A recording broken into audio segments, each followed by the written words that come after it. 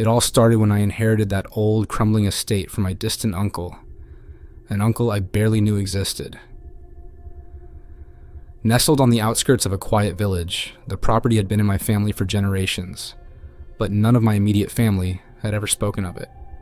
They avoided it like a curse. I soon found out why. The first time I visited, the air was thick with the scent of decay.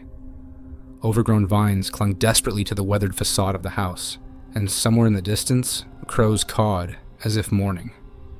I had every intention of quickly selling it, but curiosity drew me in. I decided to explore the estate before putting it on the market. The house itself was unsettling enough, with its creaky floors and shadows lurking in every corner. However, it was the massive, gnarled oak tree out back that truly caught my attention. It looked ancient, its limbs twisting towards the sky like arthritic fingers, grasping for something just out of reach.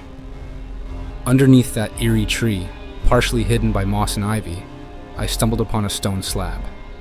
It was worn and cracked, with a barely legible name carved into it. The inscription read Eleanor Rigby, with the date 1692 etched beneath. Intrigued, I brushed aside the foliage, revealing more of the inscription: betrayed and forgotten. The chill that ran down my spine wasn't just from the cool autumn air. I felt a sudden sharp sting of sadness, and my eyes inexplicably welled up with tears. It was as if the grave itself was radiating sorrow, the emotions of someone long past, still palpable and potent. That night, the haunting began. It started with whispers, soft, sorrowful murmurs, that echoed through the halls of the old house.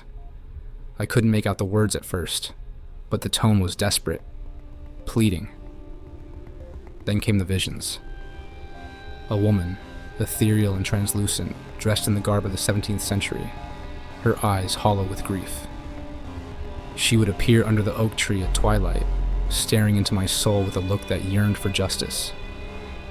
Each encounter left me more drained than the last.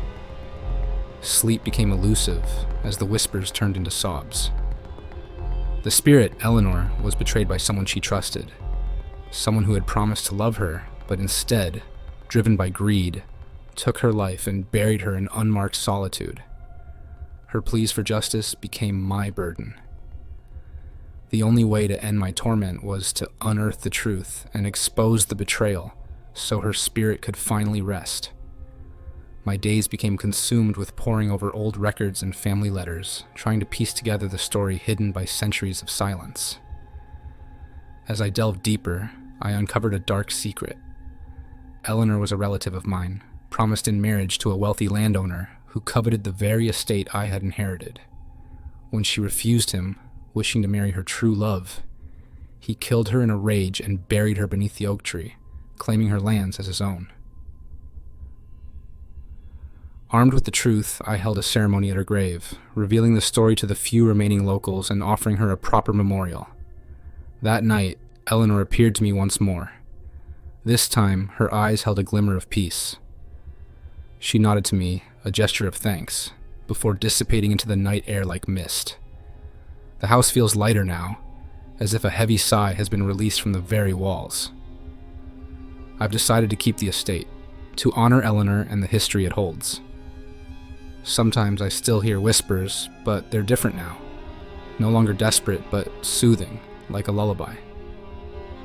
And beneath the ancient oak, where once lay a forgotten grave, now stands a small garden. A place of remembrance, not just for Eleanor, but for all those whose stories were never told. Make sure to like, share, comment, and subscribe to the Spine Tingler channel. Stay safe.